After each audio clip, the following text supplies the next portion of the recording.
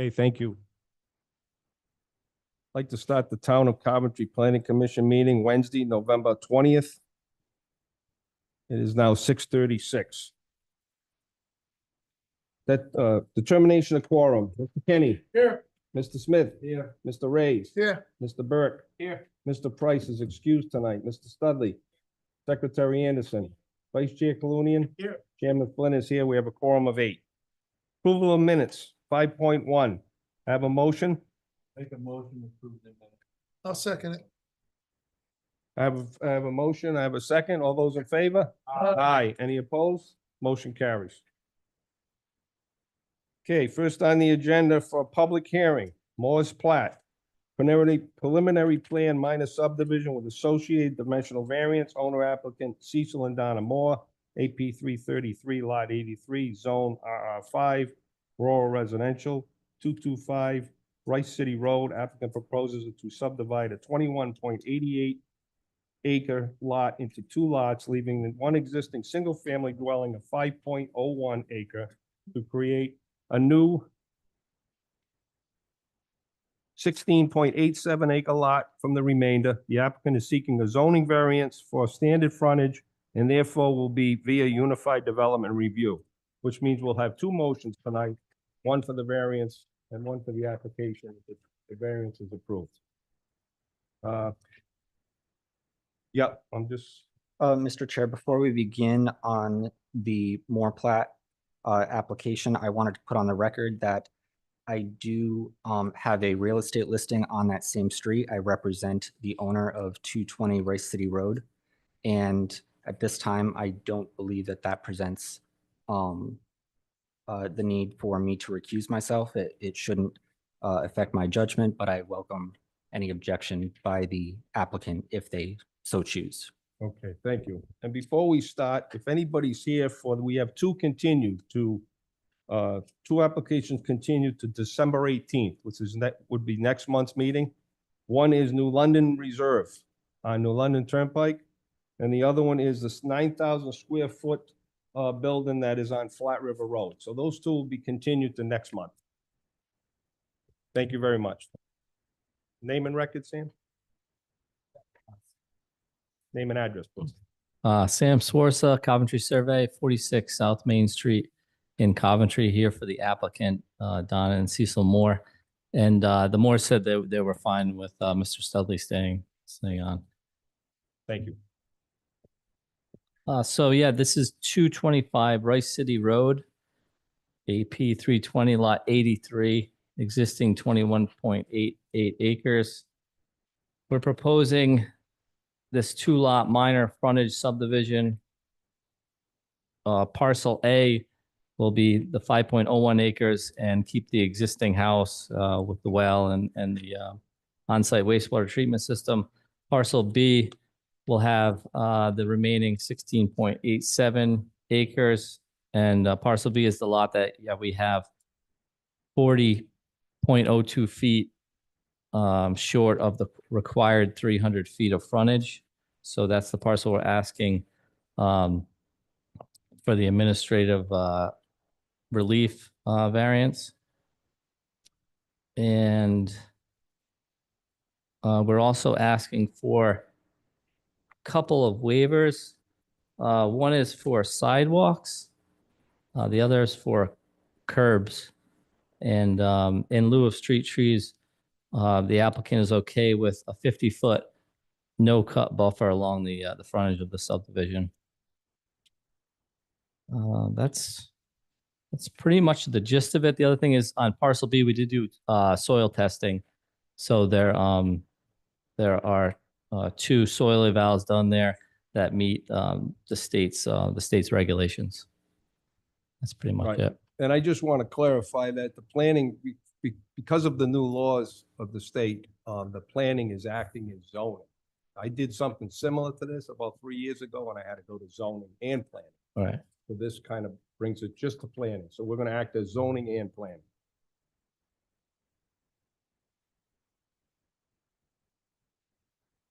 Okay. So that's your presentation, Sam. You're pretty much straightforward. You're looking for frontage relief. Yep. I'll open it up to my board if you have any questions. Anybody have any questions on this? Go ahead, Glenn. Couple softball, Sam. I'm just looking at the map and it says like, it looks like there's a 40-foot right of way. Is that on their property now? The parcel B Yep, yeah, parcel B. there's down in a- the southeast Yeah. corner Yeah, that's an existing right of way. to That what? that benefits the lakes there at lot 82. They have a house. They have a house in there. So when I see a right of way, does that mean somebody owns that right of way? Like who owns that? that's gonna the person that owns it will be parcel B. Right. And- So as I'm looking at my math, that 40 feet doesn't add into the frontage. The No. right of way doesn't add into the frontage. No. Okay. You know what I mean? That would put it almost like 300 feet. Yeah, and it's well, yeah, it's included in the frontage, right? But we can't add that 40 feet. It's just part of the existing. All right, It's the same as what we need, but it's not. Just kind of worked out to be 40 feet.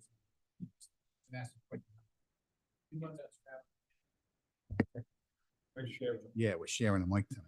So the frontage of, I'm sorry, 259.98 does not include the 40 feet? No, it includes that. I thought so. Oh, yeah. okay. And then- That was my Right. question. Yeah. And then to follow up on Mr. Anderson's question, because I'm glad he reminded me. So what do the lakes use that easement for? That's their access, like their sole access to their house is through that right away. So basically, the owner of parcel B, even although they own the land, they Yeah. really can't do anything on that property that precludes Right. the lakes from accessing the property. Right. So for all practical purposes, the actual amount of frontage that they have available to them is 200 and something less. Don't shake your head because they can't legally use, they Well, they own can- it, but they yeah. can't use it for They anything. can still access Can they their both parcel. access? Yeah, they can still access So on it's that. shared You access. just can't you can't deny them access. You can't just block the road or you Right, can't. okay. So we didn't have the benefit of the Right. easement was what I was Right, saying. So yeah. I don't want to believe the point. I'll Yeah. defer back to Mr. Anderson, then I'll ask my questions. Yeah, I guess I'm just always just curious. You probably don't have to answer why are we splitting these lots for there's no intentional future development in mind, or is that's not even pertinent in this case? They just want to develop the lots. No, I think they're just kind of planning for the future.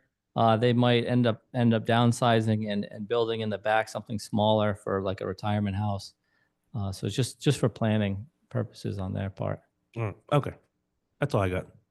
And the reason they're here, there was an objection, because this could have been done administrative, because they have the Yeah. 90% or the 25% on the frontage, so that's why we're here.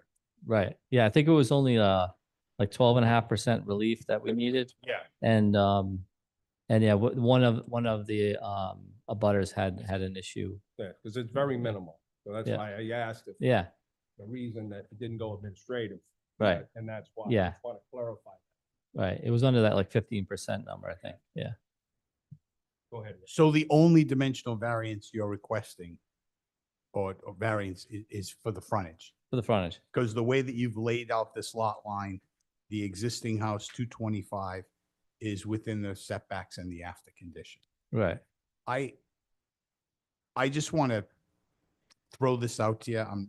I'm not opposed to the two lots, but I just don't know if you considered, I didn't like the shape, quite Right. frankly, of the second one.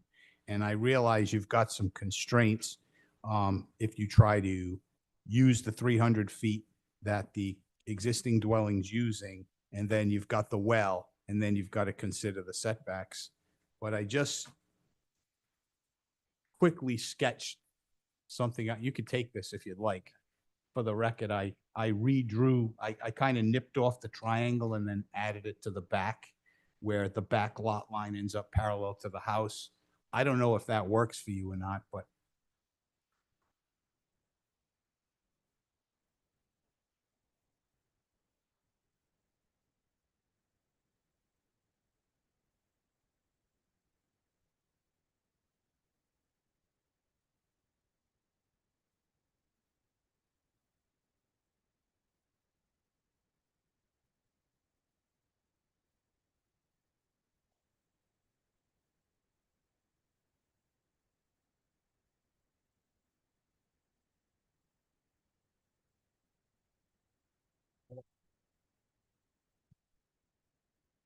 Tell me what you told them.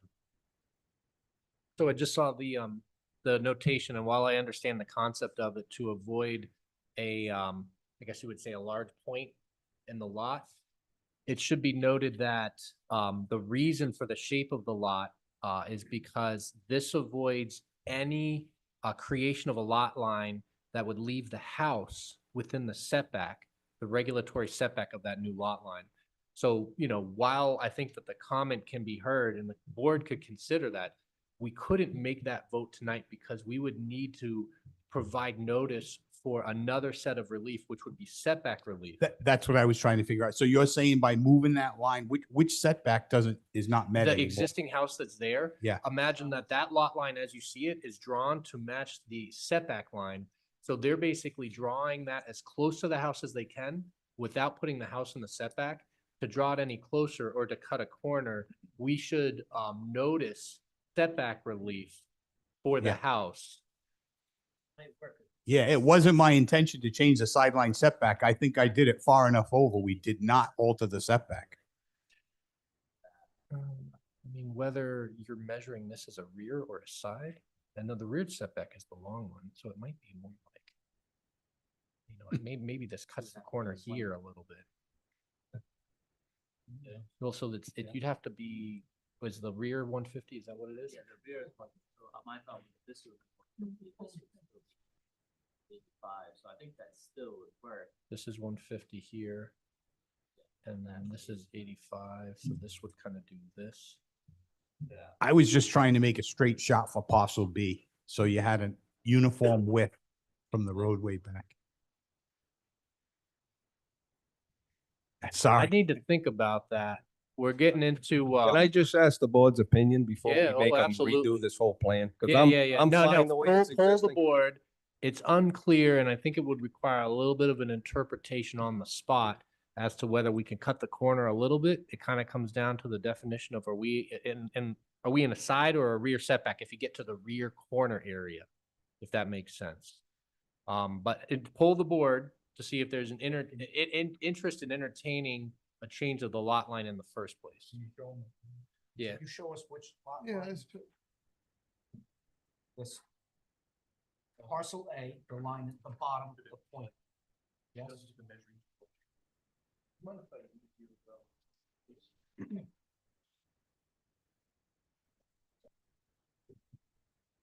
But what you're saying, Doug, they would have to come back if that was revised? Well, you're changing the map. But the Alex. map's getting changed, correct? So Alex, if you would bring up the map one more time. I'm just gonna point it out, and Alex, if you could just, actually, just go right here, Alex.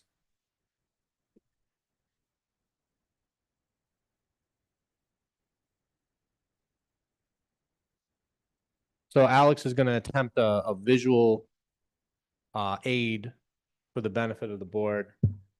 I guess my question, Doug, is would they have to come back if we changed the location of the lines on the map? The Not answer to that necessarily, only if question it- is not necessarily, imagine as you look at your plan, it makes a big point that looks Okay. like a box.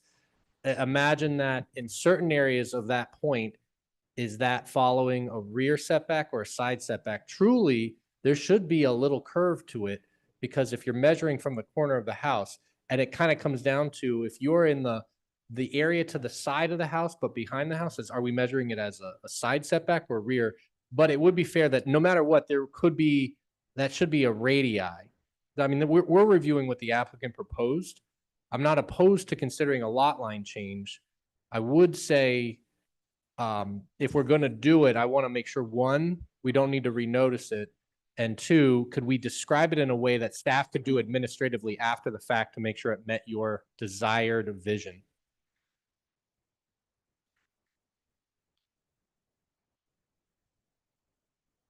You guys see what Alex just drew on the plan?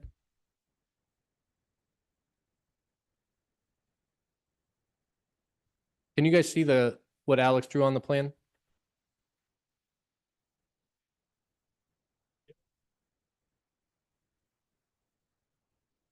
Alex is attempting to draw it so that it would be a very close to literal interpretation of the setback regulations. So what we're trying to do is if we're gonna move it, we can't put the structure within the setback of the lot. But, you can imagine we're measuring like it should look like a curved line essentially, or closer to a curved line as we curve around the edge of the lot. Does that make sense?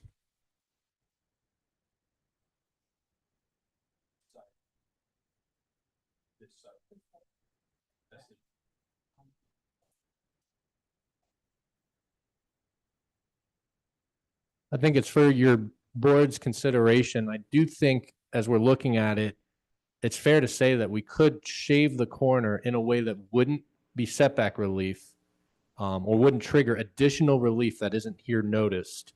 But that might be an exercise that we would go through with the engineer of record to ensure that the line is drawn as close as we can. Is that essentially the vision? And then the idea would be, because this is at 5 acres, we have to put that land back on so that's not an area relief. And if I believe it, you were looking to put it over here, is that correct? Oh, here. You want to put it there?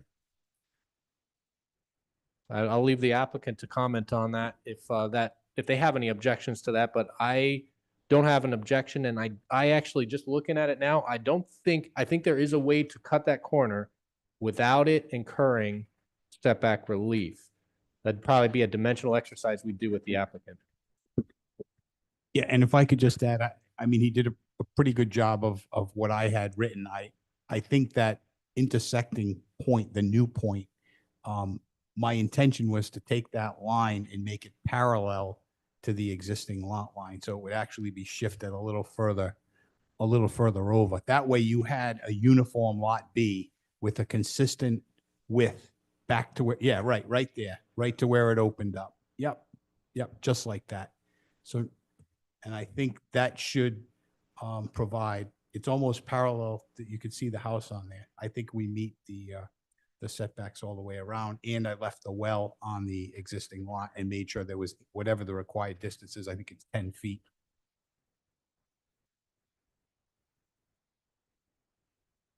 I certainly wouldn't do anything to make you come back. Whatever we vote on tonight, it would be to have you consider the amendment, and if it's acceptable, work with planning and get it approved administratively. Plans drawn up. They would have to have new plans drawn up. We can handle it administratively at final plan as long as the direction is clear. I don't want to put more cost on the applicant. I don't think that this is a heavy cost. If it's of the interest of the board, we're not talking about a huge amount of money for a small plan redraw. And I'll put Sam on the spot to say that's not a huge cost. No call.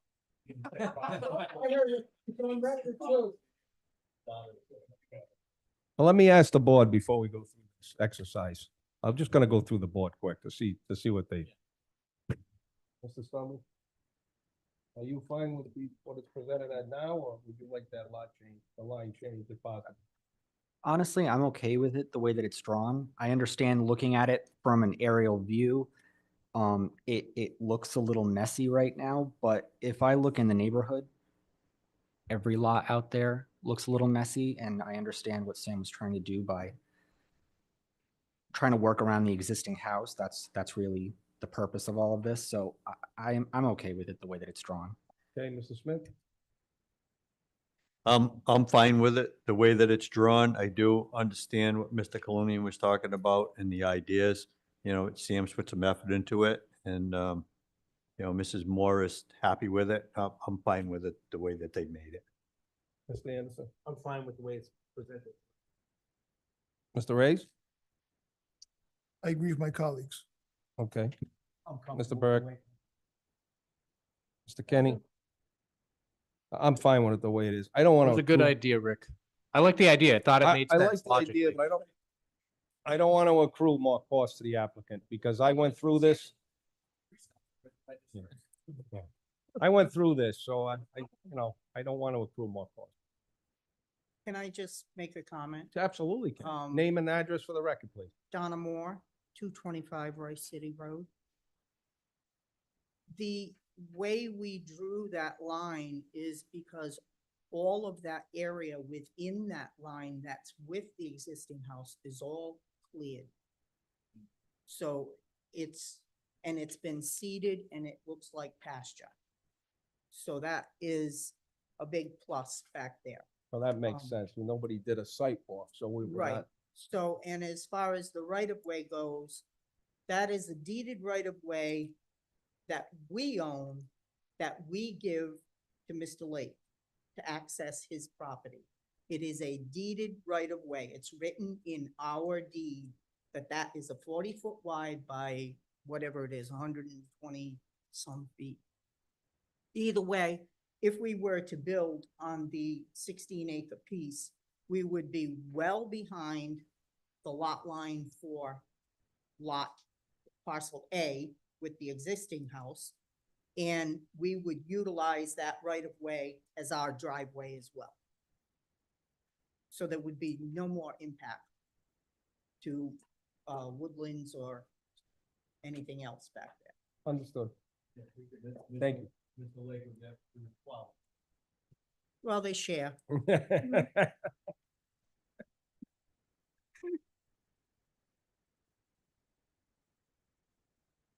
Anybody else have any questions for the applicant? Because it is a public hearing. You're all good, Sam? I'm gonna open up. Yeah, I'll sit down. Yeah, I'll entertain a motion to open up public hearing. I have a motion by Mr. Kenny, I'll second, second it. second by Mr. Smith. All those in favor? Aye. Any opposed? Motion carries. Okay, anybody in the public would like to come up for or against this application? Please come up now. Seeing nobody? Cody, anybody on Zoom, raise your hand. Okay, last call. Hearing none. I'll entertain a motion to close public hearing. Have a motion by Mr. Kenny, second by Mr. Smith. All those in favor? Aye. Motion to close public hearing is approved. Okay, I'll entertain a motion on the variance first.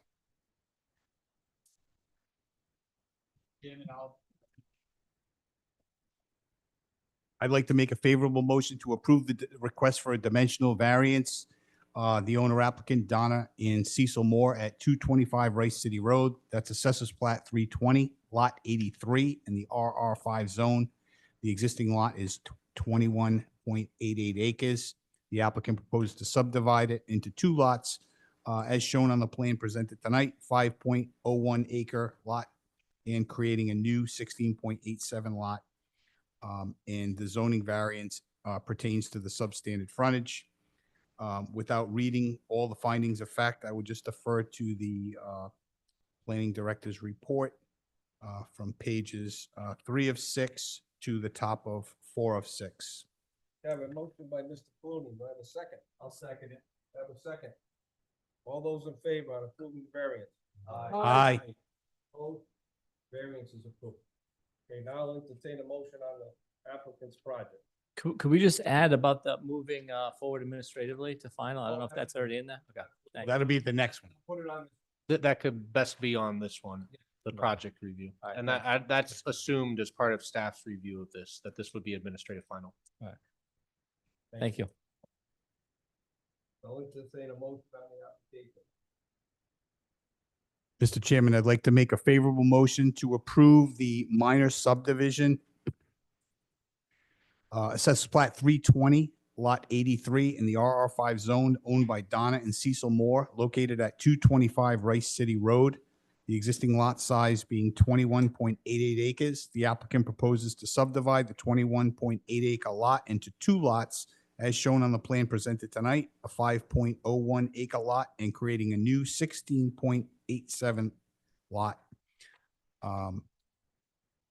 I will refer to the findings of fact that is contained in the planning director's report. Sorry, lost my pages. Under Roman numeral 3, beginning on page 4 of 6 and concluding on page 6 of 6, the condition of approval would include strict adherence to the associated dimensional variance application that was just presented and approved. the applicant shall add a 50-foot no-cut buffer across the length of both proposed lots in lieu of the requirement to plant street trees to final plans, and the fair share development fee shall be enforceable for the issuance of a building permit for the future housing development on proposed lot parcel B, and this can proceed administratively. Thank you, Rick. I have a motion. Do I have a second? Yes, I have a motion by Mr. Clooney. I have a second. All those in favor, any discussion before? Seeing none. All those in favor? Aye. Any opposed? Hearing none, motion carries. Good luck.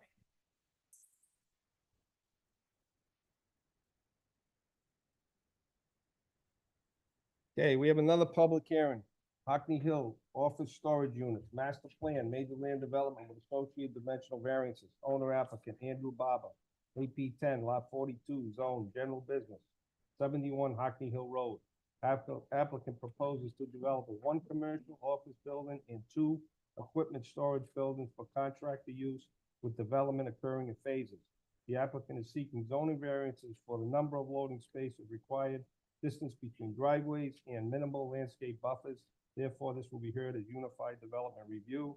The applicant also is seeking reduction in the number of required parking spaces. Name and address for the record.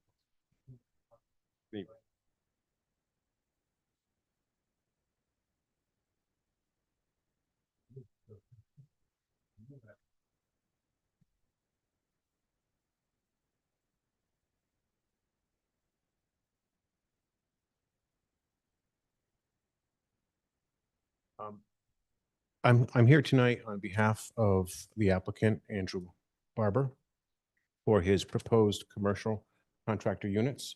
It's a master plan review. We did submit a master plan set and also supporting documents with the application. If we could please turn to the next page to sheet C3. Okay, thank you. So the parcel address is 71 Harkney Hill Road. It actually has frontage on Harkney Hill Road and Route 3, Nooseneck Hill Road. It's identified on Assessor's Plat 10 as Lot 42. It's in a GB1 zone, but also it's in a overlay district, a special planning district overlay for Route 3. The site is approximately 2.2 acres. On the left of the plan on the board is the parcel outlined in yellow, 2.2 acres. And actually currently it is cleared from trees. It has erosion controls up. So it's just scrub brush now. It's a relatively flat site.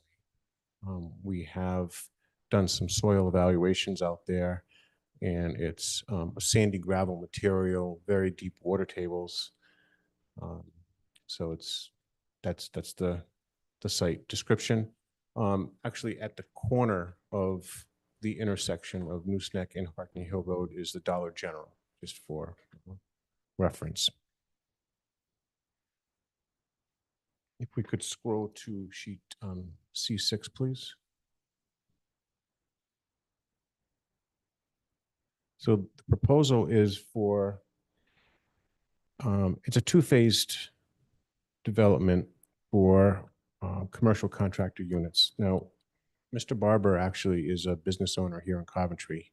His current location, I'm told, is at Station Street, and he owns a oil delivery business, and he owns an excavation company specializing in underground tank installation, if needed, underground tank removal. So he has a lot of equipment. He's got a lot of trucks that go out in the wintertime to deliver oil, and he has backhoes and trailers and things like that. So this site really is for him to relocate his business. He just needs more space, because right now at this current Station Street address, he has not all his equipment there. Some of it's at his house, I understand, and some of it's at his employees' houses. So this is for really his current business. And yeah, I'm sorry about what happened with this plan, but to the south of the lower end of the plan, if we could go to the landscape plan, please. The LL. I'm not sure why it's showing up all these.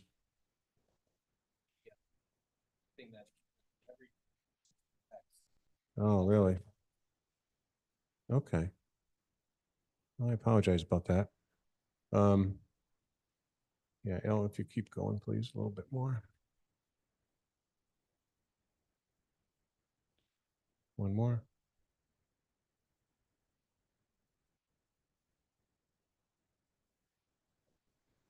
Okay. This plan actually shows landscaping, and all those little dots are not trees. But so this site really is the primary purpose is for him to relocate the lower building. It's an 8,000 square foot building, and that has overhead doors in the front and in the back, and it has a little wider drive aisle on each side of the building for his vehicles to move back and forth into the garage. There's the Phase 2 buildings, which are the two buildings that are the similar size off of Harkney Hill Road on the upper part of the plan. He's actually thinking that at least one of those buildings he'd probably occupy to store, for example, his oil delivery trucks in the summertime, and then, or maybe his excavation equipment in the dead of winter. And he's even thinking that the second building, he might use part of it. He's not sure. He may have room to lease it out to a similar type business that just has large equipment that needs to store it indoors, or it would prefer to store it indoors, just protect it from the winter. So as mentioned, there are some variances that we're requesting with the layout. We have gone to 2 TRC meetings. We made some changes to the plan. We initially had 2 driveways off of Harkney Hill Road. Now we show 1 driveway. And we added sidewalks along Harkney Hill Road as requested by the DPW director. So what I could do is I could go through the variances if you like. I did submit an attachment to the zoning application, which has Just for clarification too, I know you came last month for a combined master and preliminary plan. This was Okay. just gonna be a master plan. This is Just just a wanted that master for plan. Yeah, it ended up that we didn't have enough time to submit the final design And- documents. Yeah, it was pretty quick, but then because we are requesting a few variances, I think it's probably a good idea just to make sure the board is okay with what we're proposing before we go ahead. So that it kind of worked out, I think, in a good way too. So yeah, so we're tonight here just for the master plan, just for clarification. And you're okay with the technical review committee comments? The only one I differ with, I mean, I can't see sidewalks going to nowhere. I'm not, and me personally, I don't feel that the sidewalk's necessary because it's gonna be curb cut. You're gonna have to go to the state. It's gonna be all finished in front. If somebody walks across from the development across the street, they can walk on the asphalt in the parking lot. Right. Me personally, that's the only thing I can say with the technical review committee that I don't have a concern about making the applicant put sidewalks that go nowhere because the development next to them doesn't have sidewalks. Right, I understand what you're saying, and I do agree, and I know the applicant would rather not put them in because it's an extra cost. Well, the state could say to put them in, but I don't think they're gonna. Right, and that's a good point. I should have mentioned that both roads are state roads, so the driveways would need a physical alteration permit. There is municipal water on Harkney Hill Road. There's no sewer in the area, so we would be proposing a on-site wastewater treatment system, OWTS. Through the chair, if you don't mind, just to interject on that last point before we lose it. Planning staff would defer ultimately to the planning commission on the concept of sidewalks. It's fair to say that the applicant has not requested waivers for that item at this time, but they could bring a waiver request as part of the preliminary plan. I understand the rationale behind the DPW director's comment, but I also understand that this is a limited area. The sidewalks would not connect to anything directly on either side of the property. So it is understood that this is, it's fair to say that it's unclear how much value that would provide. And I would defer to the board to offer direction as they see fit as to whether the applicant should pursue a waiver at the next stage of review or not, and then we can button that up at the next stage of review. Excellent. That's kind of why I brought it up in the conceptual stage, just to give a heads up. Of course, it depends on the other 7 board members, but that's my opinion on the sidewalk. I was out there, I looked at it. There's no sidewalks at Jolly General, only where the light is because of the turn. So the front of Dollar General on Hockney Hill Road side has no sidewalks, just parking lot. I concur that I can understand why there would be limited value to the sidewalk here, although I understand the rationale I for understand the that, comment too. in the first place. Thank you. Thank you. Sorry to interrupt. Oh, no problem. Thank you. So, yes, on site there, the water would be, the proposal is to tap the water off of Harkney Hill Road. The sanitary sewer would be for an OWTS, but these buildings are really going to be used for storage. There is going to be a small office in the phase 1. I think he has 2 employees just to handle the phone calls and billing and things like that. So the water use and the sanitary flow is expected to be very low, maybe like a 4-bedroom house, something like that. Would there be equipment wash sites in the building with drains? I don't know. I don't know that Okay. to answer that question. I don't think he has a frequent washing program, to I know he's wash. very particular. so. Yeah. And as far as the stormwater and grading, the plan would be to install a stormwater infiltration basin on the west side of the property, the left side of this plan. And the thought would be to install that basin under phase 1 that would be sized for the full development that's proposed. As far as landscaping, we do meet the street tree requirement, and we also meet the landscape requirement for the parking lot as far as the 5% needed. His vision is to have a nice looking piece of property at the end. So this is an existing, he has an existing business that he wants to relocate. So he knows how many parking spaces he needs. So one of the, actually I'm going to go in order if you don't mind. So loading is the first one. And it's section 255-1210C1. A loading space is required for phase 1. And actually a loading space is required for phase 2, but he doesn't need a loading space. He has plenty of pavement and crushed stone area to park vehicles. It's not like a commercial business that has deliveries, on every week or something like that. So he doesn't feel that he needs a loading space. So we would be requesting a waiver for a loading space for phase 1 and phase 2. And because the building size is greater than 5,000 square feet, we'd need additional loading spaces for both the phase 1 and phase 2. So those are also in the variance requests that we would be asking, is for a loading space and then the additional loading space for both phase 1 and phase 2. Parking is also in the variance requests, both for phase 1 and for phase 2. For phase 1, with that 8,000 square foot size building, 30 spaces are needed. He knows that he doesn't need 30 spaces. Right now we're showing 16 striped. But his employees, they'll probably come in and they may park in the back, he was saying. They would likely not even use all those 16 spaces. He said that's more than enough for what he needs if there's any visitors or maybe the office staff. So for phase 1, the 16 spaces proposed would be more than adequate, and there's plenty of room to add more parking stripe spaces if needed. And the same with phase 2. Because of the 2 6,000 square foot buildings, 40 spaces are needed.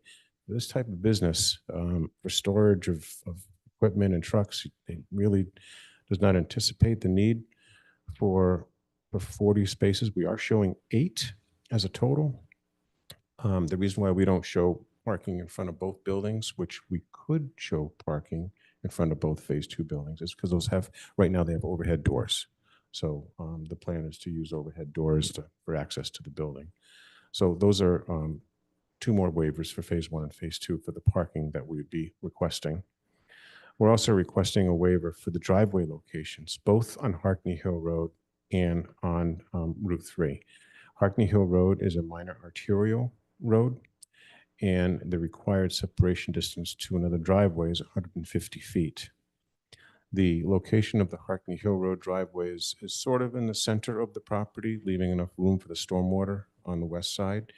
And it's 112 feet from the Dollar General driveway, which really is not their primary driveway. It's more of a secondary driveway. I don't think it gets used as much as the Nooseneck Hill Road driveway. So the reason why he wants, Mr. Barber wants two curb cuts, I guess, if you will, is because his main access to his property would be off Nooseneck Hill Road, but he doesn't want to leave the Nooseneck Hill Road driveway to turn left to go to the intersection, to go north, or to go down Harkney Hill Road. He's trying to avoid the intersection, which I think would avoid congestion at the intersection. So the Harkney Hill Road driveway is really for his use for vehicles traveling west or north.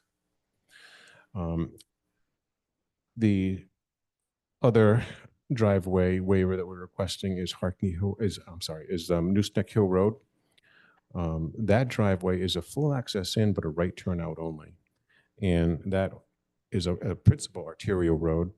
And again, 150 feet is required. This driveway is sort of in the center of the property. It's 66 feet away from the Dollar General, but it is actually in front of that driveway is the left turn lane for the intersection. So any vehicles that would be driving north on Nooseneck Hill Road could get into that left turn lane to turn into his property. So that safety concern would be, and that, again, we have to go to DOT for these driveways. And then the exit would be a right turn out only, because if he was going north or west, he'd use the Harkney Hill Road driveway.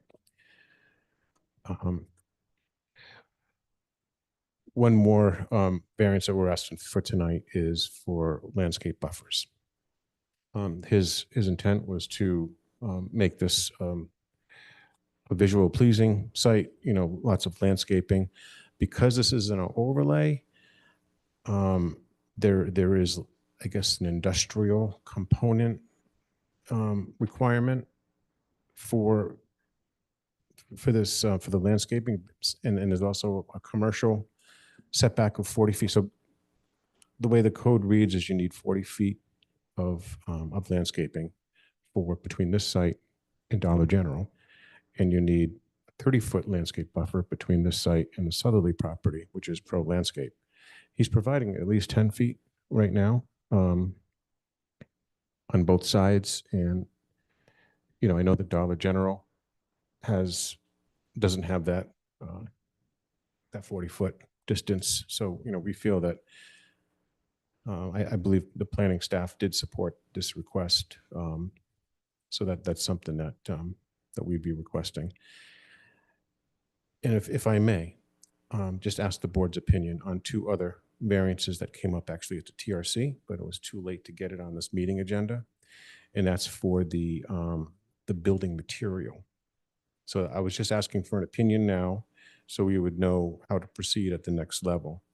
So because this is an overlay, the building material is required to be like shingles or wood, clapboard, stucco, brick, or stone. Now his intention is to build a metal building that's 17 feet high. The first 3 feet will be like a concrete crash wall, and he said he could face that with like a stone or brick fascia, but it'll be a blue in color metal building with a white trim and overhead doors, and then it would be a metal roof. And I believe Pro Landscape may have a metal building right next to them. Doug, is Proscape in the overlay? Yes, All right, because they have a metal building. they do have a metal building. That's Okay. correct. They gave us the pitched roof. They gave us the pitched roofs, but I think you're correct on that.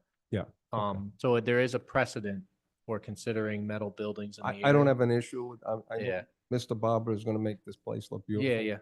What he did to that old fire station on Station Street. Yeah. So I just wanted to make sure that. Yep. I thought that, Proscape was in the overlay. Yep. And Mr. King had asked if he could bring these items. We said because they weren't noticed yet, we would be considering that prelim plan, which is fine and proper to consider a round of variances when he has that level of detail. But we'll ask Mr. King to make sure he reviews the entirety of the code. I think he's aware that they're required to have pitched roofs, and he's not seeking, I don't think their intent is to seek that at this time. It's really building material. Sounds good. Thank you.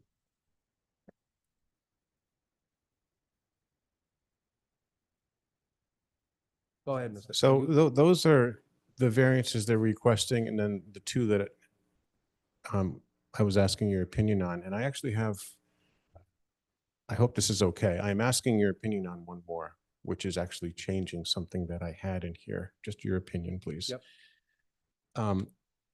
I believe the distance of the water line from Parkney Hill Road to, I was talking with Kent County Water today, and they're going to require this site to have one service to a master meter. So the master meter could be in a hot box, or it could be in a building if the building is within 200 feet from the road or the connection. I measured it out that the connection from Parkney Hill Road to the building in phase one is 204 feet.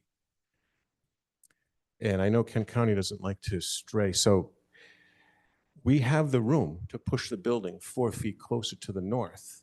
But if we do that, the driveway would not quite line up on the side of the building. So the driveway would be 4 feet closer to Dollar General, which is the dumpster location area.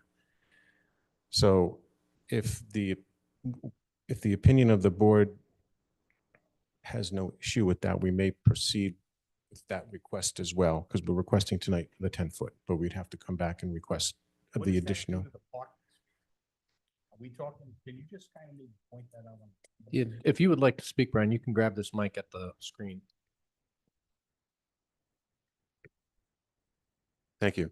So nothing is confirmed, but I was just looking, the distance from the water line to this building here is like 204 feet.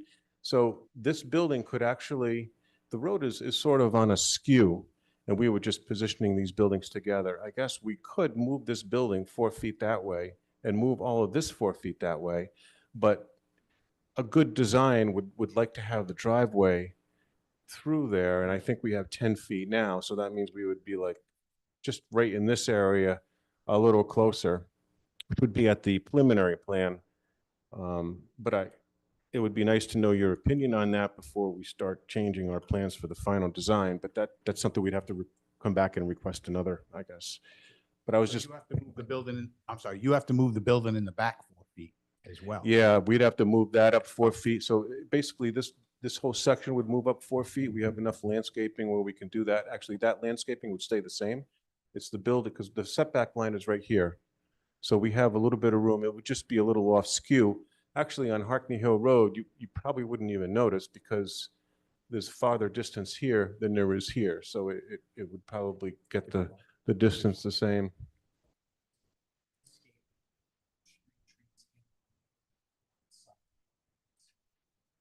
So the proposal is to have street trees.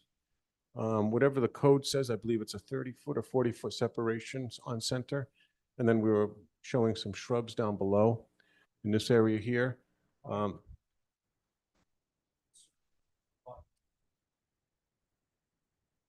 didn't have a landscape. But the plan set we have, building to the west.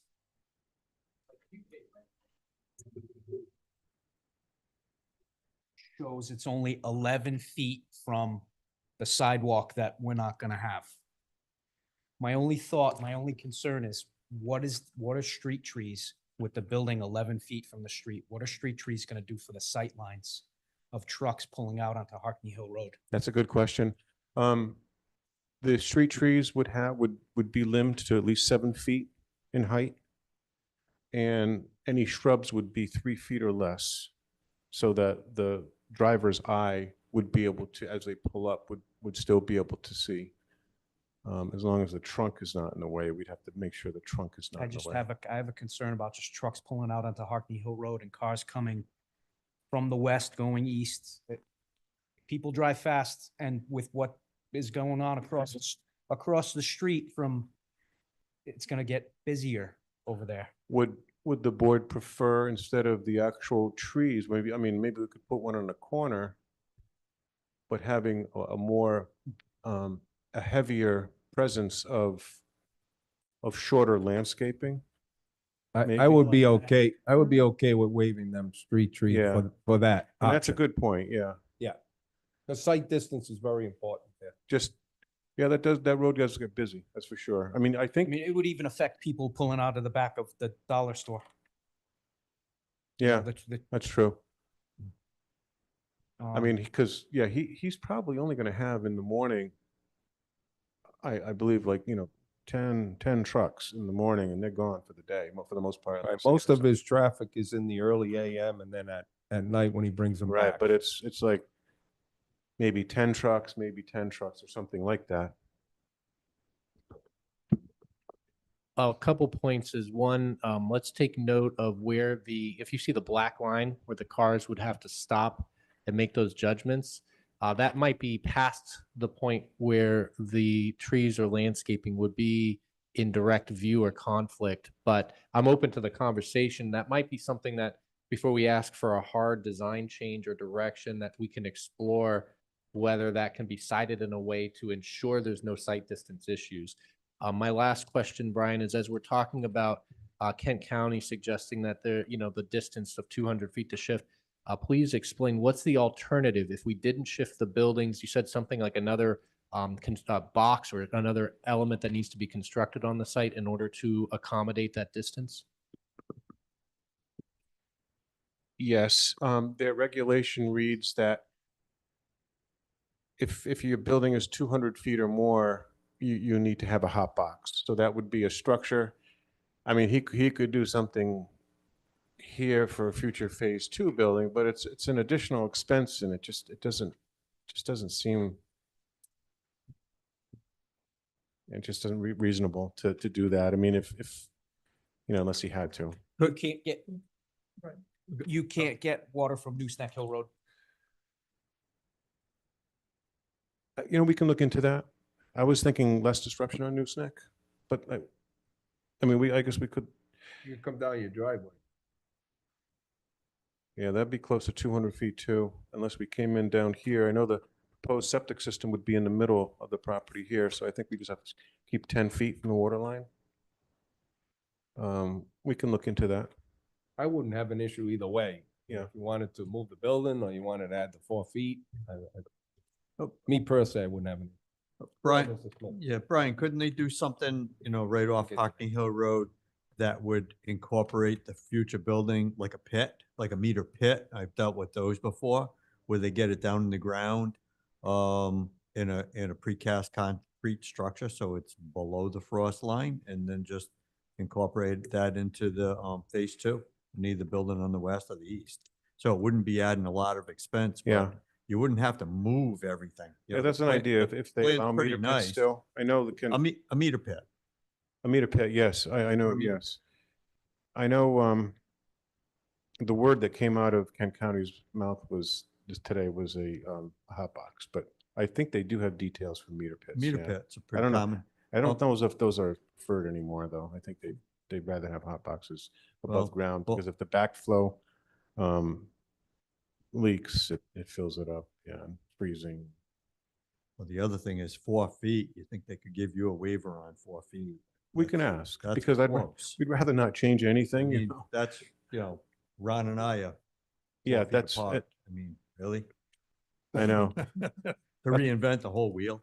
I know. It's, yeah, okay, thank you. I mean, you're asking us for a bunch of variances. You think they could have one variance 48 inches. Mr. Kenny, you have a question? Yeah, Brian, I have a question. If you move everything 4 feet, your driveway, what does that do between your distance of your your distance of your property line between Dollar General and you? Does that impede your setback or your buffer zone? You understand what I'm talking about? It would only be for the driveway and landscaping. Yeah, but you're gonna move the road, right? Closer to The driveway closer to, Oh, Yeah. but I'm thinking the driveway, the access on Harkney Hill, on Nooseneck Hill Road would stay exactly the same. It would just be. But at the dumpster, you don't lose your buffer. Variance. Right, maybe I'm pushing my luck by asking this, I apologize. No. That's- It's the other hindrance. We're going to approve the dimensional variance on the buffer tonight. Yep, I understand. And it's going to be even closer. Hopefully we can work it out, so it doesn't have to be closer, yes. Yep, I'm pushing my luck. I think that's all I have tonight. If there's any questions. That preliminary, I think Mr. Barber said that he'd have some type of rendition of the building, just with the colors and what it'll look like. I know it's only a master plan. Yeah, actually in the set, we did provide like a diagrammatic, Yeah. but Just you so the want board can more take of a look. rendering, yeah, We've okay. had some complaints in both No, cases. no. Oh, okay. The Not white. Yeah. sunset tint and Yes. the lettering one came out nice. They've got the stone facade on the lower half of a metal building. Oh, Looks what was real it? nice. What was it? Corner of Sandy Bottom and Main Street. and Main Street, right there. Okay, That's exactly what I envisioned. Yeah, yeah. If that Yeah, I- building, for building construction, if you want a metal building, if you do what Sunset Tint did, by all means, absolutely. Yeah, Okay. Brian, just to reiterate, there's a lot of disappointment in that building that went up recently, and I'm hoping that that's not the final product with all the Connex boxes that are out there. But when we had the discussion, we brought up the TLC building, and it was like, oh yeah, it's going to look just like that beautiful log building. And it was a bait and switch, and the color white is just glaringly blind. Right. Yeah. right. The white neighbors are not happy with it, but that's another, I don't want to talk about that tonight, but I just wanted to make sure we didn't do the same thing. Yep, thank you. Yeah, very nice. Is that it for you? That's all I have, yes, So- thank you. Just to kind of capture this, the variances that you're looking for tonight, and we'll do two separate votes, Mr. Chairman. The variance you'd be looking for is on the parking spaces Yes, to allow 24 spaces total, 16 for phase 1, 8 for phase 2. yes, The 0 loading spaces, the distance in the curb openings on both Nooseneck Hill Road and Harkney Hill Road, yes, and the distance on the landscape buffers. yes. And on the sidewalks, I'll just throw my thoughts out there, and again, somebody can weigh in. I would defer to the state as part of your PAPA, and if they require them, so be it. If they don't require them, I don't think we don't have an objection. Okay. All right, yep. Correct? Yeah. Can I ask for the preliminary? Yes, I would say the best practice is always to try to get the variances done now, but there's nothing illegal or improper about bringing another set of variances at the next stage.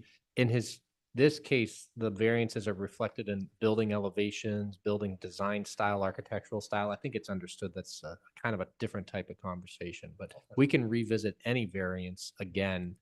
If he has a buffer tweak, we can revisit it at prelim. But the idea is usually at master, I want to know that the site plan is generally pretty firm and we did the variances needed to get the site plan in good shape.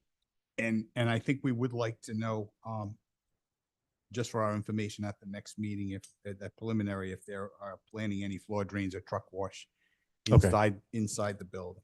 Okay. Just so we don't sight of that. And I can't think of anything else. that I- Anybody else have any questions? So it is a public hearing. So I'll entertain a motion to open up public hearing. Have a motion by Mr. Kenny, have a second by Mr. Reyes. All those in favor? Aye. Any opposed? Okay. Public hearing is now open. I don't see anybody in the audience. Cody, anybody on Zoom, put their hands up for or against this project? Okay, I'll entertain a motion to close public hearing. Motion by Mr. Kenny, second by Mr. Reyes. All those in favor? Aye. Any opposed? None. Okay, public hearing is now closed. Okay, if nobody has any other comment, I'll entertain a motion for the variance. Through the chair, before we begin that, Yep. I would just ask to provide the applicant with, pull the board, any guidance on the sidewalk issue Yeah. so that they can correctly address that to meet the board's expectations at the next phase. Thank you. Is anybody in the board different from my concern with I'm not concerned about the sidewalk in front of the building. Does anybody have any concerns with putting the sidewalk in? Okay, hearing none.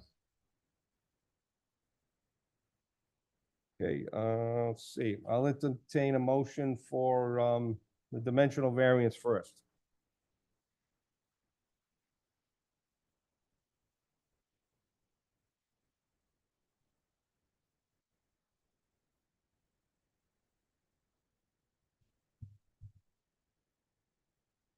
All right, Mr. Chairman, I would like to make a recommendation to grant the variances requested for this project, and I'll list them in a second. This is the Hartney Hill office/storage units. Master plan, Andrew Barber, 71 Hartney Hill Road. That's Assessors Plat 10, Lot 42, in the general business-1 zone, and the lot currently consists of approximately 2.2 acres. The applicant is proposing to develop 1 commercial office building and 2 equipment storage buildings for contractor use, with development occurring in phases. The applicant is seeking zoning variances for a number of loading spaces, the distance between the driveways, the minimum landscape buffers, and a reduction in the number of required parking spaces. I would like to incorporate the planning director's report into my motion, and I bring to, as part of this motion, I call to your attention the findings of fact under Roman numeral 2 on page 5 and the top of page 6 in the planning director's report as the basis for my approval. Okay, I have a motion on the dimensional variance. So I have a second. I have a second by I have a motion by Mr. Clooney. I have a second by Mr. Kenny. All those in favor? Any opposed? What? I'm sorry, Mr. Chairman, I saw a reference to page 5, and page 5 seems to be, unless I'm misreading it, seems to be the planning findings, and page 3 and 4 seem to be the zoning findings. Did I misunderstand that? Am I in the wrong report? No, you're in the correct report. I think I referenced the proposed, the zoning variances that was sought from page 1 of the staff report. And there's a little more detail on pages 3 and 4, but the actual findings of fact starts on the top of page 5 where it says dimensional variance. I And it have talks about I that. have a totally different report then. The staff report I have has findings of fact for the dimensional variance on page 3 and 4. Am I? It says industrial with new building, BJK Realty. Nope, No. that's the one we moved. Yep. I yep, apologize. Sorry, no problem. Glad you could. I'm- It's always worth an ask. We don't want to screw it up. I apologize. I just wanted to make sure you're referring to the right. So we're set. I good, apologize. right? Yeah. So we have a motion by Mr. Clooney and we have a second by Mr. Kenny. I don't have that. Any discussion? Hearing none. All those in favor? Aye. Any opposed? Okay, the variance is approved. Through I'll the chair, if entertain I- a motion for the application. And I'd like to just work in one component of this that wasn't in the staff report. It's not a variance. We do have code that suggests that an applicant is allowed to propose a different parking number, and that parking number can be approved by the town engineer or the planning commission. The code basically allows that to be established as a different parking number, not a variance. Staff, the planning, the town engineer had no problem with the parking number as the applicant proposed. Planning staff have no concerns with it. That's on the record. But as you make this next decision, in addition to the findings and the conditions of approval, I'd ask that you indicate whether you agree with and approve of the parking number that the applicant is proposing as a component of this decision. Okay, Thank you. thanks, Doc. Okay, I'll entertain a motion on the application now. Mr. Chairman, I would like to make a motion to approve the master plan that's before us for the Hockney Hill office / storage units. Applicant and owner Andrew Barber. The address of the property is 71 Hockney Hill Road, Assessors Plat 10, Lot 42, in the General Business -1 zone consisting of 2.2 acres. The applicant is proposing to develop 1 commercial office building and 2 equipment storage buildings for contractor use, with development occurring in phases. This approval is made. I'd like to incorporate the planning director's staff report into my motion. I call to your attention in the middle of page 6 of 8, the findings of fact under major land development. I'm not going to read them all. I would like to just point out the staff found the proposal consistent with the standards for the required findings of fact that was set forth in Rhode Island General Law 45-23-60, as well as the Town of Coventry subdivision and land development regulations. And there was a favorable recommendation. I would like to also reference that this major land development approval includes the applicant only, or the owner applicant only having to provide 16 parking spaces in phase 1 and a total of 8 parking spaces in phase 2. That was 4 per each of the buildings. The conditions of approval: master plan approval is conditioned upon strict adherence to the associated dimensional variance application as was presented and previously approved. The applicant shall provide a letter confirming water availability with its preliminary plan application. The building elevations renderings will be required at the preliminary plan stage. The property is within the special planning overlay district and is required to follow the standards set forth in 255-V-530 of the zoning code, or they may seek alternatively additional variances. The applicant shall submit a soil erosion and sedimentation control plan, a grading plan, utility plan, and a drainage plan with its preliminary plan application. A report or statement demonstrating the proposed use will be compliant with Article 7 industrial performance standards of the zoning code will be required at the preliminary plan stage, and the Nooseneck Hill Road curb cut must restrict turning movements to right turn out, and both the entrance will be either from left or right. I think this number 6 on our staff report needs a slight revision. It said right turn out and right turn in. So this is going to be, you can come in from the north or the south, but all exiting traffic shall only be allowed to go right. Is there? I mean, I'll read it the way it is, and you let me know. The Nooseneck Hill Road curb cut must restrict turning movements to right turn only, both in and out of the subject parcel. So the idea is that whether you're exiting, He could take a left to get into the property from the dedicated left-hand turn lane. That's what was presented and it's generally allowed. yeah, you're right. Yeah, you're right. I think you're correct, Ron. We should amend it. So, and I want to be clear with the applicant, that was the intent. You'll allow left-hand turns from Nooseneck into the site. You're right. That is correct. We should revise this to state that the Nooseneck Hill curb cut will restrict turning movements to right turn only for exiting traffic. Correct. For traffic exiting the Right. site. Okay, I'll just refine that. Number 6 shall be replaced with Nooseneck Hill Road curb cut will restrict all traffic exiting the site to a right turn only.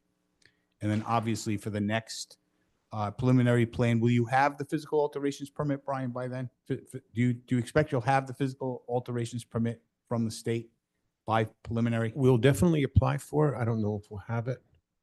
Okay. I don't think it's required to have that, but we'll definitely Okay. have submitted for that. Okay, all right. Because Yes. my point was I was just going to defer to them, but if you're not going to have it, then we'll just keep this the way it is. Okay. Okay, Thank you. I'll read Yeah. it the way I just read it. The Right new, out. the new state law, just to follow up, doesn't require it as part of the submission.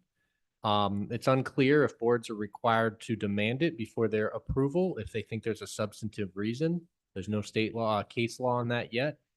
I do ask applicants to attempt to give us whatever initial feedback they've received from the state permitting agencies, because I think that's helpful for the board to understand if the state has given any guidance yet based on the plans that the board is No, doing. it's no problem. I was going to add it to the approval if he thought he was going to have it, just to give us a belt and suspenders, but I think we'll just go with the right turnout on Noose Neck, and we'll see what the state says. I mean, we'll just leave it at that. Okay, I have a motion by Mr. Clooney. Do I have a second? A second by Mr. Smith. Any further discussion? Hearing none. All those in favor? Go.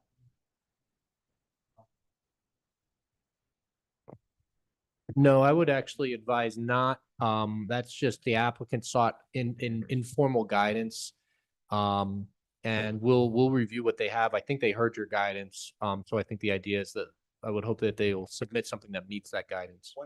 Good question. Correct. And I think he got the guidance he needed tonight, so he'll come back with something that I think meets what you would like. Any other discussion? Hearing none. All those in favor? Aye. Any opposed? Motion carries. Be at preliminary. Okay. So I'm just gonna state again, 6.3 New London Preserve is continued to December 18th meeting.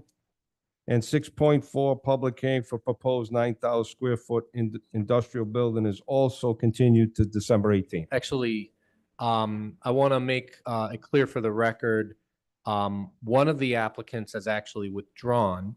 New London Preserve has withdrawn their application in writing today because of a lot of which they will have a very minimal amount of improvement was not listed as one of the subject lots in the So notice. they'll re-advertise. And they're going to re-advertise. So that's not a continuance. That is a Okay. withdrawal with an expectation that we will see them in a new application under new notice at the next meeting. But you are correct. The other matter of 1600 Flat River Road is a request to continue by the applicant to further refine the application. Okay, so just for clarification, the London Reserve is not continued December 18th. It's removed and it will be a new application. Correct. Okay. So we're at director's report. Great. Brief thing that this is just for review, discussion, or action, review of potential zoning code amendments. It's really just an opportunity to revisit the conversation we had. First, I'll just ask the board, I mean, we left off with a place of, staff just wanting to make sure we can bring perhaps revised products for you to, keep advancing the discussion. I think the conversation is actually very helpful because it's not an easy one to have as to where and how we would consider allowing multifamily or two-family structures by right in this community where we historically always allowed it through a special use permit. Not an easy conversation, a lot of pieces to it. I'm open to the board's feedback on any component of it. And if I think really, we had a good discussion. If you have ideas on one, different elements of research or analysis you think might be helpful that staff could help contribute to.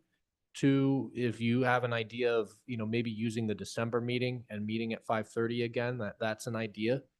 And three, we could consider voting tonight to establish a special meeting to review these items on a separate night. Gaining the solicitor's advice, we really shouldn't establish a subcommittee of anything less than a quorum of the group. If we're going to discuss a matter of substance in front of the board, we should really have a quorum of the group.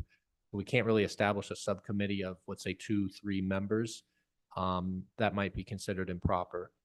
It's also possible that people can give me their feedback offline individually, and staff can collect that and assemble it and provide you with something as a collected item at your next meeting. A few options, but I'm curious to get your feedback, and we can take a few minutes if you just want to give me more ideas on what you're interested in, the issues you have, and what you'd like to see. Well, I was leaning towards the overlay when I came tonight, but now I'm not leaning towards the overlay. So I don't know if I like that. We can't do it case by case. Can we permit it? Once you permit it, it's allowed When you say in once the you permit it, zone. if we say So before it was done special use permit, case by case. Yeah. and the idea would be, if you want to get closer to approximating that kind of case by case, the tool is a dimensional variance, but the tool is that you would allow it by right in the zone, and you'd find a dimensional standard to apply to the use that must be adhered to. That would be a more conservative dimensional standard. In my opinion, one that you have to pick a dimensional standard that you would feel okay if they met. So you have to think through what's the nuisance, what's the issue that you want to avoid. And a lot of times I think that issue is the distance between a new proposed structure and an abutting property line or an abutting structure. And I think that if you picked a conservative number, there was a number, and we could assist at the next meeting by looking at areas and looking at lots and examples of, here's a lot where if we picked a number, let's say out of a hat, we picked the number 400 feet. That the standard was you can't develop a multifamily, and let's just say that's in an R20 zone. In an R20 zone, you can't develop a multifamily structure closer than 400 feet to an abutting structure. I might be able to assist with some analysis on, show me the lots where that could apply. Show me the areas where that would be allowed. And then you'd say, okay, I'm seeing that there's 100 parcels. Would you be comfortable with that? I wouldn't be. Okay, maybe that standard isn't conservative enough. So we could help with that kind of analysis if that would be useful to the board. I'm looking for guidance too, if there's any other ideas. So like, just to kind of solve, in the R20 zone right now, I believe it's a 20-foot sideline setback, 120 feet of frontage. If you were to put in something as egregious as 400 feet, wouldn't we then be sued? Because they basically say, you made it allowed, but now you want to come in for a dimensional variance on every single application, because there's really no lots in the, they all have 120 feet of frontage. So to even make a sideline setback of 60 feet, you basically left them no building envelope. So that means every application has to come in, and you basically just kind of circumvented what the intent of the state law, which is not to have a special use. So I agree with you. I think the dimensional variance, but I think we kind of have to look at that. Right now in the R20 zone, again, just to go back, you need 175 feet for a 2-family or 120 feet for a single. What's a reasonable dimension so that the neighbors aren't impacted? And by the way, I like the belt and suspenders approach, because maybe you want to say, oh, if a single family dwelling has to be 20 feet from the property line, what's the harm in having a multifamily 20 feet from the property line, as long as they have 120 feet of road frontage? However, you add the distance to the nearest well, so that if you've got substandard lots of record or subdivision of all 20,000 square foot lots, all of a sudden they're not going to end up with a 2-family dwelling that's 40 feet from the neighbor's property, the house. You might want to say, hey, we don't want multifamily dwellings in these types of neighborhoods that are already built out. The idea was to put them in neighborhoods where, and then let them come in and ask for a variance on the distance between dwellings. Yeah, I think So it's just things to think about. I'm not saying it has to be that way, but we have to be careful, because to basically say, yeah, we're going to allow multifamily in all the zones, and here's all the setbacks, and then somebody looks at them and says, it's impossible to come up with a building envelope. We're going to have to go to the board for every single one. So what they did is they're not calling it a special use permit. They're calling it this. They're in conflict with the state law. You're going to have a lawsuit. I mean, David could respond to that. I mean, my thought would be, we don't want the code to be so disingenuous that it would be impossible. My thought is that it's possible to do an analysis of something like, I think it's possible to do an analysis of something like a GIS search for the center point of a lot and in distance to on distance to edge of lots, and that might, I think distance to structure might be the right way to go. And it might turn out that in an R20 zone, there might be 100 lots in town. Now that's not a lot, but it's not nothing. And the idea might be that, let's look at those lots. Let's make sure first and foremost would be comfortable with them. Getting a sense of their locations. We're probably going to get the larger lots in R20. We're going to get the lots that are probably going to find themselves on the western side of the R20. And we're going to have to think about, well, do we feel good about where we're heading with this? But the idea would be that type of analysis could also vet out, do we feel like we're being disingenuous with this code? If we know that there's 100+ opportunities to do it. Yeah, but don't misconstrue. I only brought it up to just say there's gonna be a balance. It's Yeah. That sounds like your analysis that you were gonna do is kind of takes us in the right direction. But I Yeah. think it's gonna be more challenging as you get into bigger lot size. Oh, for sure. I mean, like you consider this, like what would be the distance between structures in an R5 zone that we would all be comfortable with? That's a good question. 5,000. Well, no, see, it's 50 feet the side setbacks now, just for the property itself. Yeah. So I don't know if you just come up with we can stipulate districts, right? You Yeah, said we can do absolutely. that, We could have a separate dimensional standard for the use in every different district. We can make it as complex as we want, but in general, Existing sideline setback multiplied by the number of units. So in the R5 zone, if you want to put in 4 units, you have to be 200 feet from the property. 3 units, 150. Go in the R20, 40 feet from each side if you want to duplex. back to the R20, I thought maybe, because there are big landowners in the R20, right? Not necessarily. Yeah, there's a few. of them. Right, so I thought maybe your mindset was more towards these people that have land, that have not so much the individual half-acre lots that are out there, yeah, if let's say as a rough shot number, multifamily, in order to be allowed, the multifamily structure would need to be 400 feet from another structure or dwelling. I think what you're going to look at is immediately, I could have an analysis done of like reverse it, draw a 400-foot radius around every single structure and tell me what lots aren't touched by it, or tell me what areas of what lots aren't touched by it. You're suddenly going to see, well, eastern part of the town, it's pretty much going to be blacked out. The farther get into the western part of the R20, it's going to open up. And suddenly it's like, oh, there's big lots out here. Some of these are opening up quite a bit.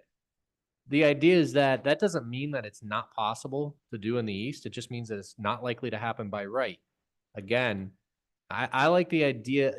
The overlay is the right tool if you want to be very definitive, and I don't know if totalitarian is the right word, but the idea that we want to allow it and allow a method to achieve it in the areas that we think it's appropriate. We can have a conservative dimensional standard and make sure that it's not impossible to achieve. But when someone comes with a tight neighborhood and they make a good case, I think this board wants to be in a position where, listen, hey, this guy's only 50 feet. The standard says 400, but we're allowed to make as much quantitative relief as we want. It's all based on the merits of the application and the conditions of the site. I like the overlay that restricts it. Like, for example, if you would go through Hunter's Cross, 116th, the Station Street, we may not want any duplex. There's no lots in there, whether they fit one or not. It's a completely single-family neighborhood. That would be an example of an overlay district where we don't want. Yeah. So we might have You could do that in some areas. Even there might be some environmentally sensitive properties or historical or cultural aspects in any area of town. 3 acre, 4 acre, 5 acre, 2 acre sites. And we might say we don't want any multifamilies in this area here. Maybe there's an aquifer. Maybe it's in close proximity to some other feature. There's a whole host of reasons. But I also think that multifamily, as in like 2 or 3 unit, is a vastly different application than an apartment building. And I would hate, and I want to make sure that they're not, like, that's Yeah. a completely set of different regulations. The current code conceives of three types of residential: a single family, a two family, and a multifamily. So a multifamily is 3 and up. We can make as many categories of multifamily as we want. We can make a 3 to 5, a 6 to 8, an 8 to Anything 12. over- But I mean, obviously the more straight lined we make it, the better, but it can be as complex as it needs to be in order to achieve the goal. So if you think that there's a different feel about something that's 6 units and up or 5 units and up, and then you think there's a definitely another tier between 12 units and up, we can do that. And I think that what we do is that you could still achieve those uses. We might just increase that dimensional requirement. And if we kind of go with a baseline of if the issue is, the main thing that we're concerned about is if we're going to allow this, I don't want it to be on top of another existing dwelling. And if that's the baseline concern, then that's the dimensional standard that we should stick to. And if we get to, hey, I really don't want to see a 12 unit unless they got 800 feet between itself and another Well, not dwelling. only that, when you get into that type of, a building, you need parking, you need ADA, you need Yeah. guest parking, mailbox, almost like a development plan review. Yeah. Which Yeah. may not be required for a duplex. Or Yeah. even 3 duplexes on a 6-acre lot. Like, it's still over 6 units, so are those gonna be treated differently than an apartment building? I also think it's gotta be proportional to the existing zone. You know what I mean? If we come up with something. Can't go anything less than basically what's out there, whether it's R20 or R2 or. When you say proportional, are you talking about the density that you can? Yes. Yeah, and I think, I mean, not only, you're gonna hear home values, right? You're gonna hear, aesthetics, you're gonna hear traffic, so it all plays in. what I'm hearing from the board is across the board, I'm hearing there's an interest in considering how multifamily can be achieved in all of the zones, but there's an interest in understanding where we want to maybe restrict it. And then I'm hearing that no matter what, it's an even Steven, you can achieve the density that you can achieve through the underlying zone. But the idea is that the number of units you get, let's just say it's 5 units, might be a different distance buffer, and every zone might be a different distance buffer to the nearest dwelling. And I'll be curious. I mean, to be quite honest, you get out to Western, and if you say, there shouldn't be another dwelling within 1,000 feet, that might not be that rare. It might not be that rare to find that there's a lot of lots that you can develop something that's 1,000 feet from another dwelling. Center too is a perfect example. Who would think there'd be 19 duplexes put there, but they fit actually nice. Yeah. The funny So- thing about multi is that the context is everything. I mean, everyone has this vision of it could be the worst version of a 60 unit apartment complex, but a lot of times these can go into an old existing barn or an old existing, structure, and you pull off 4 units and it looks great and it's a nice use of a structure, and that structure might have sat vacant because they needed that extra juice, that extra interest to put 4 units in there to really make it work. So sometimes allowing the flexibility is helpful, but I don't mind it if we have conservative code so that, listen, no matter what, you might have to find yourself in front of the board if it's not the right circumstance. So if I'm hearing the board correctly, I have an idea that, I could try to see if I can get some GIS assistance to do a mapping analysis. I'm thinking about 400 feet in an R20 zone as a starting point. What I'd do is I'd try to come up with what are the areas where you would be free of that. And it gives you a sense of, where would we have this by right? Where would someone be able to do that? And we would have a not much opportunity to say no. And then I can consider what would be the appropriate distance in an R2, an R3, and an R5. And I think in an R5, part of it might be, an analysis of, I imagine I did a blob map of a reverse, give me a 400-foot radius around everything in an R20. I'm going to blob out a lot of east, open it up. If I did 1,000, I'm curious what Western looks like. Is it mostly blobbed out or is it actually mostly open? I'm curious. I mean, those are the rough numbers. We could play with it. We can come back, give you some maps that you can understand, and then we can adjust those numbers based on your feedback. What is your thoughts in the commercial and industrial zones? That's a different conversation we haven't had It's a different kind of policy decision to make. And I don't know if there's a certain kind of approach where we still want distance from structures as a barometer, but would we consider it differently? And are there areas of the business zone you don't even want to consider it? You want it to be, again, an inverse overlay, where it's an overlay where you can achieve multifamily. I like the overlay that cannot achieve. There's certain areas A of lot your our of your industrial and commercial you'd say no. Already has apartment out in Harris. Yep. Not even, there's apartments up above Anthony's Liquor. There's Yeah. apartments up above Sandy Bottom Road. There's and no one's building big box. So that makes it profitable for someone to come in the general business zone, put in a couple of storefronts, studios upstairs. The big market for studios. 600-700 square foot apartments, 1 bedroom or less, with the bathroom and the kitchen. Huge demand, because they're generally less expensive than a single person is moving. So there's a lot of options. I mean, I wouldn't want to restrict them, but I would just hate to give up good general business for an apartment building, or all of a sudden we're rezoning it to residential. I don't. That's the real question here, is that if we allow multifamily, there's a big market for it right now. I don't think that there's any doubt that our general business zones, our other commercial or industrial zones, they're near sewer and water. There are some areas where they're vacant, or they're older, tired commercial areas, and there could be a market to put a denser commercial development. And when I say denser, I mean, we'd actually have to come up with what's the appropriate density. There's no even Steven in a commercial zone. We'd have to come up with what's the density we want. And you might say, let's do 2 per acre so they don't get denser than the R20, unless you want to incentivize them in those zones. Again, we can approach it where, let's do conservative code that doesn't give too much away. So that way, if someone has a great project, a great site for it, they want a little more density to make it a pencil out, you have to bring it to the board as part of a dimensional variance. So there's a lot of ways to consider that. Is it fair to say that the board might be looking at the industrial and the commercial zones as more of an inverse overlay, that we might consider it, but I'd like to look at the map and I'd like to consider areas we can X out? Is that? Some of the industrial zones are actually suitable. Harris is a perfect example. Yeah. And let's also be aware, adaptive reuse allows anybody today to convert any commercial, industrial, any non-residential structure to multifamily today. It's just that the structure has to be there. Right, but if the structure's not there, that's what I'm saying. If the structure, yeah. Just put up big storage, big 4 overhead garages right that lot, right on the river across from the Harris Mill.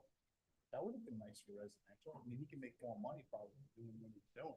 Yeah. So he's doing that. But if there are vacant lots in those industrial zones, and someone wants to put in multiple things. Yeah, and so the idea is that, knowing that the state law is that you could do multifamily in these commercial industrial zones already, if you can do it in an existing building. And I actually like the adaptive reuse code. I think that's an area where the state got something right.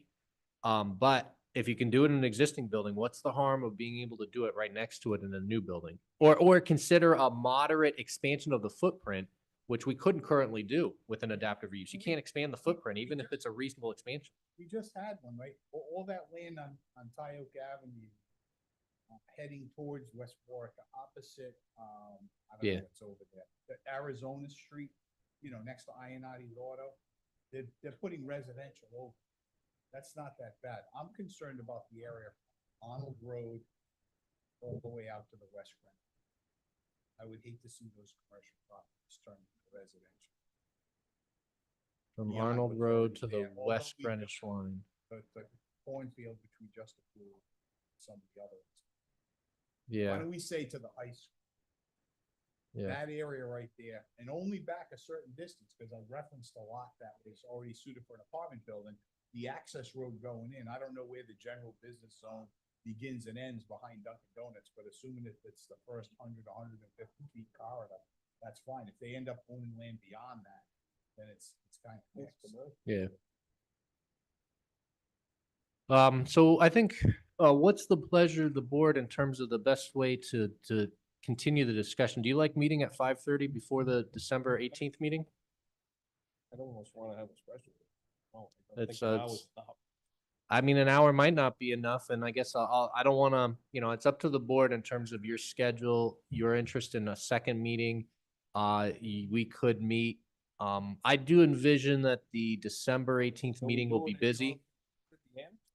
We could do it at the end, but here's my thing. I do envision that we're gonna have the hearing for New London Preserve and Flat River. I mean, on a special meeting for this, at your office. It's In hard to the do a conference. it's hard to do a special meeting at the end because we kind of need to set a time. No, at a special meeting Oh, separate date. at a different date. Yeah. Yeah, we could. I think it would be more beneficial. than Yeah, no, trying to- I don't mind it. If the board doesn't, I don't mind having another night with you guys. If the board doesn't mind having Well, we another could do night, That in your conference. for sure. is what I'm saying. We absolutely could. Yeah, we could, if it's an off night, we can meet wherever. It's up to the At the board. pleasure of the board.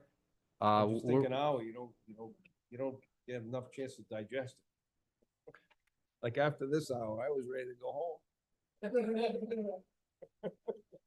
Well, Yeah, I think, in my opinion, I mean, a different night so we can just focus on that. yeah, I'm open and I'm happy to meet. Or we could do it more casual, just in your conference room, so. No, I don't mind that. I don't mind that You at don't all. even have to walk across the street. No. So No. we can, I think, is the board okay with that?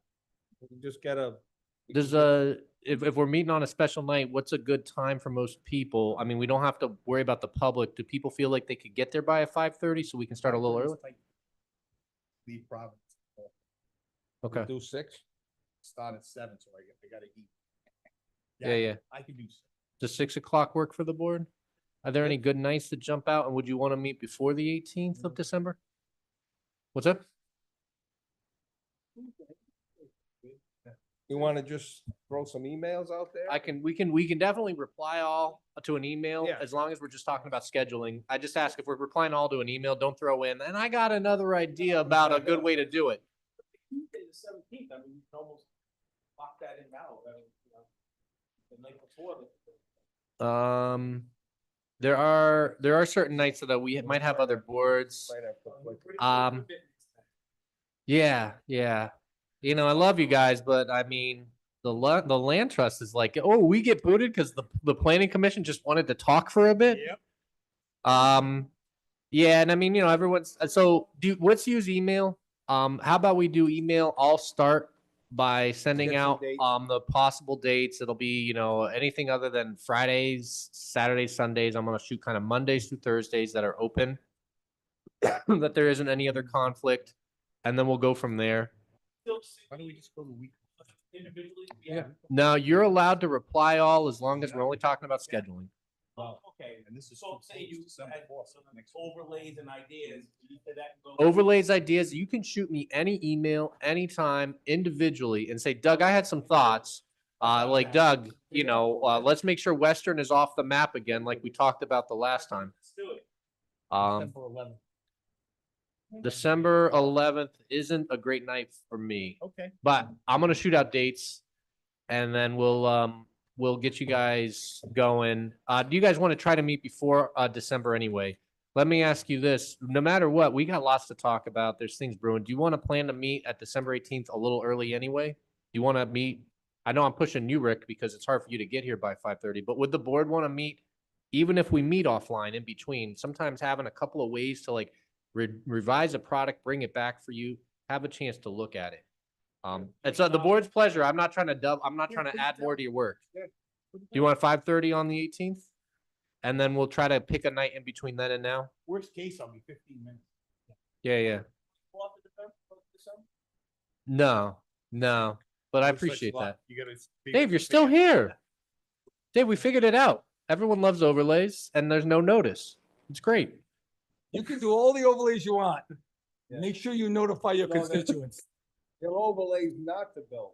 The only thing is a parting shot is that we're working on lots of other code. This multifamily, 2-family is the one where I really want to get your feedback. It's the one where we need the most guidance. I will just give you a quick one. We are working on accessory dwelling unit code. State law has changed. Generally, the high level is that I'm writing code so that it's generally more conservative. State law is very permissive. They're making accessory dwelling units allowed in pretty much any circumstance in which there's a house already on the structure. I'm writing the code so that the size of it, of the size of an accessory dwelling unit, the location of it is as conservative as the state law lets us be. When you guys see that, if you say, Doug, let's open it up a little bit, we can. But the idea is that anywhere you can build a garage and any size you can build a garage, you could build an ADU, that same location and that same size. And I think we should be a little conservative about that. I don't like ADUs in the front of houses. I don't like ADUs that get bigger than the regular house. I think we should be a little thoughtful about that. Start with a conservative approach, and if we want to open it up, we can. Does everyone kind of agree with that approach for Coventry? Can they come in for a variance if they want to? They can? Absolutely. Anyone can come. You could have, I have an ADU that wants to be 3 times bigger than the regular house. There's a way to ask, but you're gonna need to get a variance. So you'll limit to one per. You are limited. I think state law does limit you I to don't have a one. problem with side yard. Yeah. Putting it The, in well, the way, actually, the way to think about it is that ADUs are gonna be regulated by the same dimensional standards that we use for accessory structures. I've been given guidance that that's what you can do. You can't create a whole other set of standards for just ADUs, but you can regulate them consistently with accessory structures. If you want to do a garage, a detached garage, you do it behind your house. If you want to do it to the side, our code says that's fine, but you have to meet the normal regulatory setback. You can, like in an R20, you can put a garage 10 feet from your rear property line. So you can get closer than a regular structure. You want to put it to the side, you got to be a little farther away from your side property line then. We do that today, and I can use that code for ADUs. That's what I'm going to do. Not more permissive than that, as restrictive. They don't have to be attached to the dwelling. They don't have to be, although they can be. But no, you're allowed to build a detached ADU by right. Today's state law says you can do that today, and you can put it anywhere you can put a garage. And I'm just going to make sure our code says, and not more permissive than that. We can trump the state's code. So say the state says you can put it anywhere in your lot as long as it meets the setback. We can say no to that. We are allowed to regulate them as long as the regulation is consistent with how we regulate other accessory structures. The idea is that I think we would be running afoul of state law if we wrote too many specific restrictive regulations on ADUs. Right. But if we say that I'm allowing a garage there, then we can say we're allowing an ADU. If we're saying I'm not allowing an ADU, we should say we're not allowing garages there either.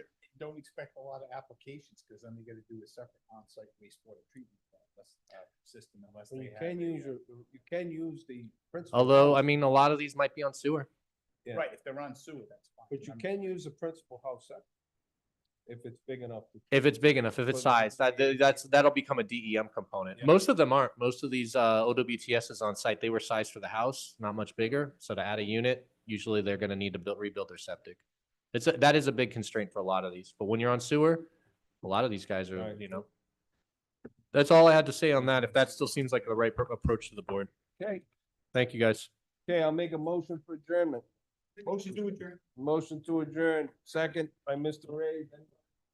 Discussion, okay, we're adjourned. Thank you.